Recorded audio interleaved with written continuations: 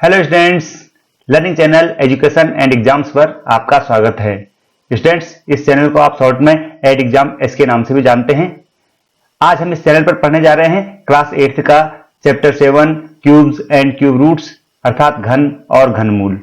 Students, chapter 7 में दो exercise हैं। एक्सरसाइज 7.1 को हम पहले सॉल्व कर चुके हैं, जिसका वीडियो इस चैनल पर अपलोड कर दिया गया है, और आज हम पढ़ेंगे एक्सरसाइज 7.2 के प्रॉब्लम्स को सॉल्व करना। स्टूडेंट्स, इस एक्सरसाइज में 3 क्वेश्चन है। पहले क्वेश्चन में 1 से लेकर के 10 तक के पार्ट है और यहाँ पर बहुत सारे नंबर्स दिए गए हैं। इन नंबर्स को आपने प्राइम फैक्टराइज मेथड से इनका क्यूब रूट निकालना है, अर्थात इन संख्याओं का घनमूल ज्ञात करना है। सेकेंड क्वेश्चन है स्टूडेंट्स, यहाँ पर कुछ स्टेटमेंट दिए गए हैं और आपको बताना है कि क्या यह स्टेटमेंट सत्य है या असत्य है। ट्रू फॉल्स टाइप का एक क्वेश्चन है। और क्वेश्चन नंबर 3 है कि कुछ परफेक्ट क्यूब नंबर्स यहाँ पर दिए गए हैं और आपको बिना प्राइम फैक्टराइजेशन मेथड के बताना है कि ये संख्याएं किस संख्या का घन है, अर्थात इन संख्याओं का घनमूल ज्ञात करना है आसान तरीके से। तो आइए चलते हैं पहले क्वेश्चन पर। और पहले क्वेश्चन में दिया है 64 का हमें घनमूल निकालना है। तो घनमूल निकालने के लिए हम प्रयोग करेंगे अभाज्य गुणनखंड विधि, प्राइम फैक्टराइजेशन मेथड। और स्टूडेंट्स, संख्याओं का अभाज्य गुणनखंड करना आपको अच्छी तरह से आता है। कैसे अभाज्य गुणनखंड करते हैं आइए देखते हैं। एक संख्या है 64 और इसको हमने अभाज्य संख्याओं से भाग करते जाना है। तब तक भाग करेंगे जब तक कि इसके में 1 ना आ जाए। और पहले आप सबसे छोटी प्राइम संख्या है 2 से भाग करेंगे। अगर 2 से भाग संख्या में नहीं जाता है तो 3 से करेंगे। इसी प्रकार 5 से करेंगे। और संख्याओं की डिविजिबिलिटी आप जानते हैं, किस संख्या को किस प्राइम संख्या से हम भाग दे सकते हैं, इसका प्रयोग करेंगे। तो सबसे पहले देखेंगे 64, यह एक सम संख्या है तो इसमें 2 का भाग जाएगा और 2 का भाग देंगे तो आएगा 32 में फिर 2 का भाग जाएगा और आएगा 16। इसी प्रकार से आप 16 में भाग देंगे 2 का तो आ जाएगा 8 में फिर 2 का भाग देंगे तो आएगा 4 और फिर इसी प्रकार 4 में 2 का भाग देंगे तो आएगा 2 और फिर 2 में 2 का भाग देंगे तो आ गया 1। तो इस प्रकार से 64 के जो प्राइम फैक्टर्स है उनमें सिर्फ 2 आ रहा है और 2 भी आ रहा है कितनी बार, 1 2 3 4 5 6। तो हम लिख सकते हैं 64 equal to 2 into 2 into 2 into 2 into 2 into 2। ठीक है स्टूडेंट्स, अब चूंकि देखेंगे आप 2 के 3 2 यहां पर आ गए और 3 2 यहां पर आ गए, तो सारे प्राइम फैक्टर 3 के जोड़े में बन गए हैं। तो हम कह सकते हैं कि 64 एक परफेक्ट क्यूब है और यह किस संख्या का परफेक्ट क्यूब है। इसको देखने के लिए आप पहले जोड़े में से 1 2 लेना है और दूसरे जोड़े में से भी 1 2 लेना है और उनको गुणा कर देंगे। तो आप लिख सकते हैं 64 का घनमूल 2 गुणा गया 2, यानी 64 का घनमूल हो जाएगा 4। ठीक है स्टूडेंट्स, अगला क्वेश्चन है 512। तो 512 के प्राइम फैक्टराइजेशन करेंगे आप और 512 के प्राइम फैक्टर में भी सारे प्राइम फैक्टर 2 ही आएंगे। तो इस प्रकार से आप इसको प्राइम फैक्टराइज करते जाएंगे। और स्टूडेंट्स, इसको आपको मौखिक भी समझ लेना चाहिए क्योंकि 512 है 8 का घन। तो जब हम इसके प्राइम फैक्टर्स में लिखेंगे तो 2 आएगा और कितनी बार आया है, 1 2 3 4 5 6 7 8 और 9 बार आया है। तो 3 2 का एक जोड़ा बनाएंगे, अगले 3 2 का एक जोड़ा बनाएंगे और अगले 3 2 का एक जोड़ा बनाएंगे। तो हम लिख सकते हैं 512 का घनमूल, इस जोड़े में से 1 2 लिया, इस जोड़े में से 1 2 लिया और इस प्रकार से जोड़े में से 1 2 लिया। तो हम लिख सकते हैं 512 का घनमूल बराबर 2 गुणा 2 गुणा के 2 यानी 8। अगला प्रश्न लिखते हैं स्टूडेंट 10,648 है। इसकी भी इसी प्रकार से अभाज्य गुणनखंड करेंगे। यह भी एक सम संख्या है तो इसमें 2 का भाग देंगे। 2 का भाग देने पर 5324 आएगा। फिर 2 का भाग देंगे तो 2662 आया। फिर 2 का भाग देंगे स्टूडेंट्स तो 1331 आया। अब 1331 में 2 का भाग नहीं जाएगा तो अगली प्राइम संख्या लेंगे 3, लेकिन इसके अंकों का टोटल करेंगे तो 3 3 6 2 8 होता है। इसमें 3 का भाग मिल जाएगा। 5 का भाग भी इस संख्या में नहीं जा रहा है क्योंकि 5 का भाग केवल उन्हीं संख्या में जाता है जिनका इकाई अंक या तो 5 हो या 0 हो। तो स्टूडेंट्स, इस तरह की संख्याओं को आपको याद रखना चाहिए और इसके लिए जो हमने सबसे पहला video cube and cube roots पर अपलोड किया था उसमें बताया था कि 1 से लेकर के 20 तक की संख्याओं के क्यूब आपको हमेशा याद रखने हैं। और अगर आपको टेबल याद है तो आप बता सकते हैं कि 1331 11 का घन है यानी कि 11 एक प्राइम संख्या, तो इसमें 11 का ही भाग जाएगा, तो हम यहाँ लिखेंगे 11 और भाग दे क्या जाएगा 121। अब 121 में भी 11 का भाग जाता है, 121 11 का वर्ग है, तो 11 बार भाग जाएगा और फिर 11 को 11 से डिवाइड कर देंगे तो आ जाएगा 1। तो 10,628 के प्राइम फैक्टर्स में हम लिख लेंगे 2 को 3 बार और 11 को 3 बार, यानी 10,628 का क्यूब रूट होगा 2 गुना के 11, या इसको लिख सकते हैं हम 22। ठीक है स्टूडेंट्स, अब देखते हैं प्रश्न नंबर 4, 27,000। तो 27,000 को जब आप सॉल्व करेंगे तो आप लिखेंगे 27,000 बराबर 27 गुना के 1,000। इसको हमने इस तरह से भी तोड़ दिया, 27 इंटू 1,000, और 27 का घनमूल होता है 3 और 1,000 का घनमूल होता है 10, तो 27,000 का घनमूल हो जाएगा 3 गुना के 10 यानी 30। प्रश्न नंबर 5 है 15,625 का घनमूल निकालना है, तो इसकी फिर अभाज्य गुणनखंड करेंगे और यहां पर इकाई में 5 है, तो सबसे पहले हम 5 से ही भाग देंगे। 15,625 को अगर आप 5 से भाग देंगे तो आएगा 3,125, फिर इसको हम 5 से डिवाइड करेंगे तो आएगा 625, फिर 5 से डिवाइड करेंगे 625 को तो आ जाएगा 125, और इसी प्रकार से अगर हम 5 से डिवाइड करेंगे 125 को तो आएगा 25, और फिर फाइनली 5 से डिवाइड कर देंगे तो आएगा 1। तो 15,625 के सारे अभाज्य गुणनखंड 5 के जोड़े में आ रहे हैं, तो हम लिख सकते हैं 15,625 बराबर, और इन अभाज्य गुणनखंडों के जोड़े बनाएंगे तो 3 5 का एक जोड़ा बन गया और अगले 3 5 का एक जोड़ा बन गया, तो 15,625 का वर्गमूल हो जाएगा 5 गुना के 5 यानी 25। Question number 6, 13,824। तो 13,824 की अगर हम प्राइम फैक्टराइजेशन करें तो इस तरह से आएगा स्टूडेंट्स, 2 आ रहा है 1 2 3 4 5 6 7 8 और 9 बार, और 3 आ रहा है 3 बार, तो हम लिख सकते हैं 13,824 को इस तरह से। तो इस प्रकार हम लिख सकते हैं 13,824 का जो घनमूल है वो जाएगा 2 इंटू 2 इंटू 2 इंटू 3, यानी 2 2 जा 4 2 जा 8 3 जा 24, तो हम लिख सकते हैं 13,824 का घनमूल है 24। प्रश्न नंबर 7 है स्टूडेंट्स, यहाँ पे आ गया 1,10,592। इसकी भी आप अभाज्य गुणनखंड करेंगे तो 2 से भाग देंगे, फिर 2 से भाग देंगे, फिर 2 से भाग देंगे, तो यानी कि अगर हम इसको 8 से भाग देंगे तो एक संख्या आ जाएगी 8 और दूसरा बचेगा 13,824। और अभी पिछले सवाल में हमने 13,824 के बाद गुणनखंड किए हैं। 13,824 का घनमूल आया था 24 और यहाँ 8 का घनमूल आ जाता है 2, तो यानी कि 1,10,592 का जो घनमूल होगा उसको हम 2 को गुणा कर देंगे 24 से, तो ये हो जाएगा 45।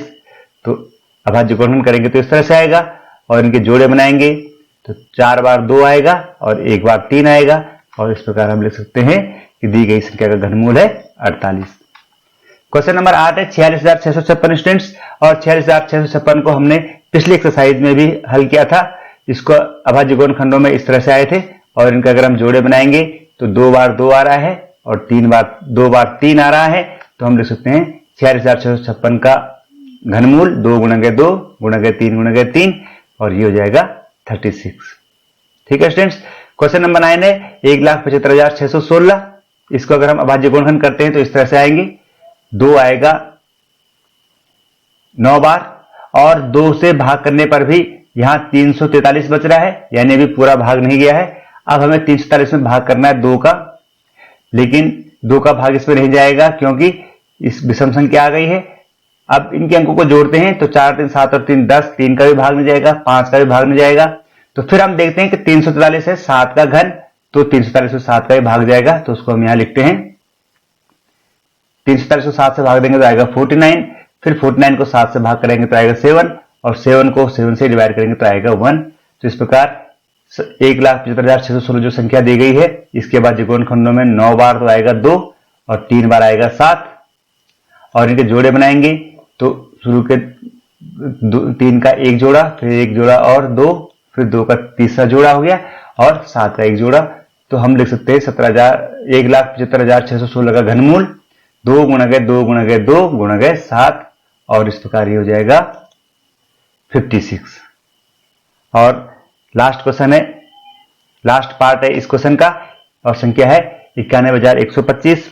अभाज्य गुणनखंड करेंगे, पहले 5 से भाग देंगे, तो 5 से भाग देने के बाद 18,225 आया, फिर 5 से भाग दिया 3,642 आया, फिर 5 से भाग देंगे तो 729 आएगा। और स्टूडेंट्स फिर आप समझ सकते हैं कि 729 घन है 9 का, तो इसमें 9 का भाग जाएगा।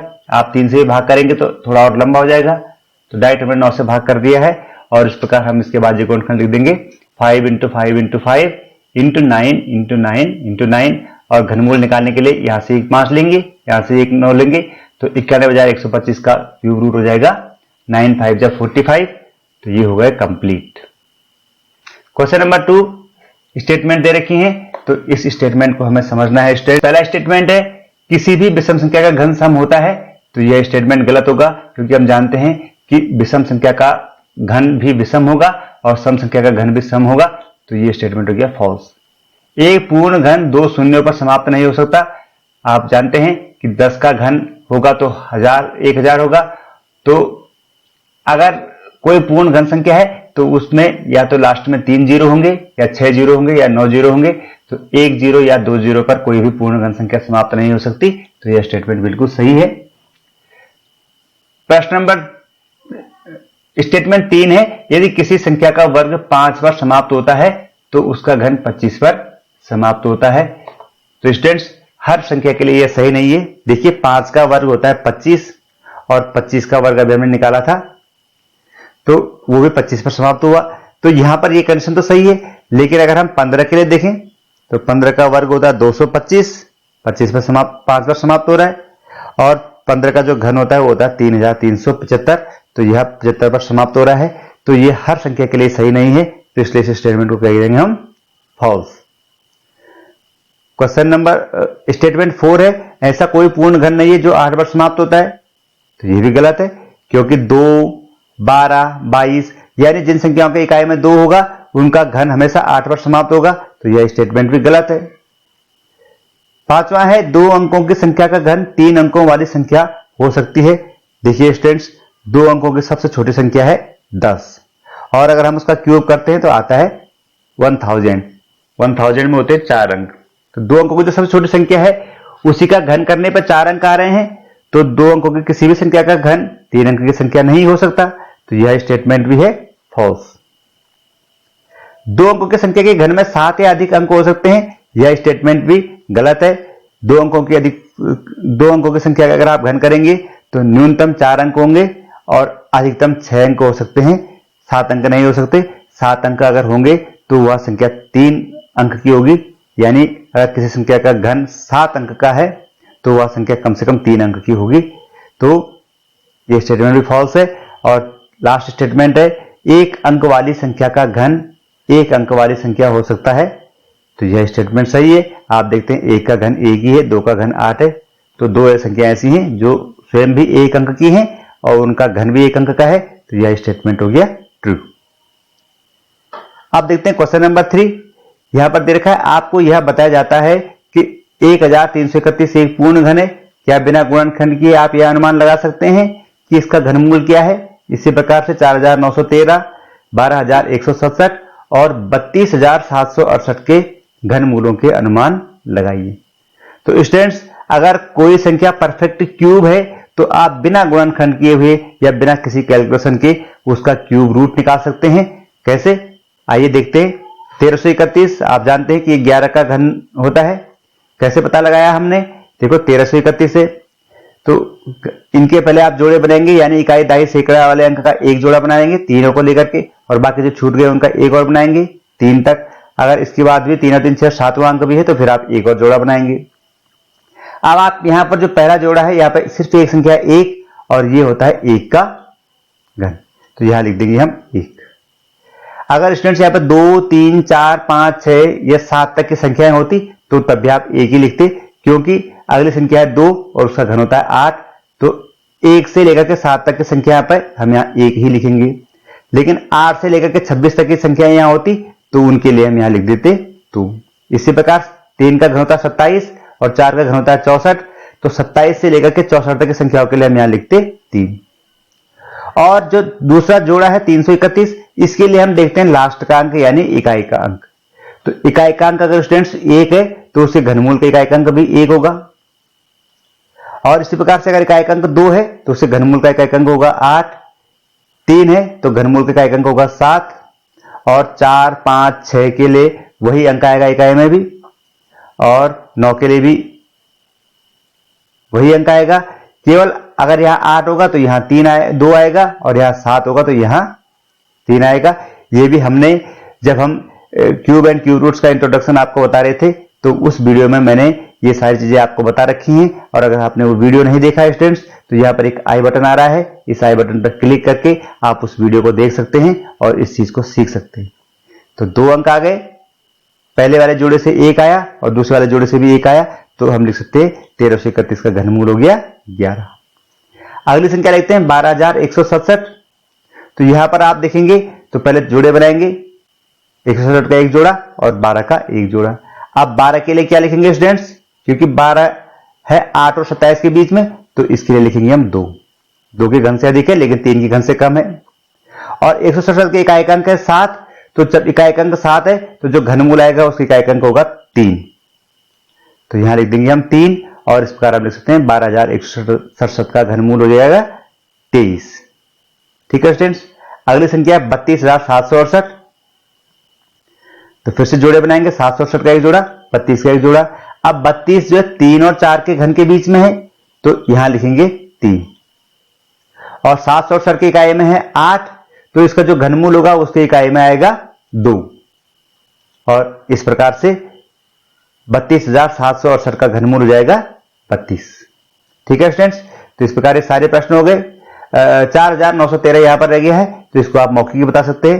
देखो 3 जोड़े बनाएंगे, 913 और 4, तो 4 के लिए तो आएगा 1, और 913 की इकाई में 3, तो उसके लिए जाएगा इस संख्या का इकाई में 7। तो इस प्रकार से हम लिख सकते हैं कि 4913 का घनमूल हो जाएगा 17। ठीक है स्टूडेंट्स। तो आशा है आपको इस एक्सरसाइज के तीनों प्रश्न समझ में आ गए होंगे। अब आप इनको आसानी से हल कर सकते हैं। तो स्टूडेंट्स, अगर ये आपको यूजफुल लगा है तो इस वीडियो को लाइक कर दें प्लीज, और चैनल को अपने दोस्तों के साथ शेयर करें, और अभी तक आपने सब्सक्राइब नहीं किया है तो इस चैनल को सब्सक्राइब कर दें, क्योंकि मैं लाता रहूंगा इसी तरह की इंटरेस्टिंग जानकारी आपके सिलेबस से, और आपको तैयार करवाऊंगा आपकी एग्जामिनेशंस के लिए। तो मिलते हैं जल्दी ही किसी नए वीडियो में, तब तक के लिए good bye, take care, be safe at your home.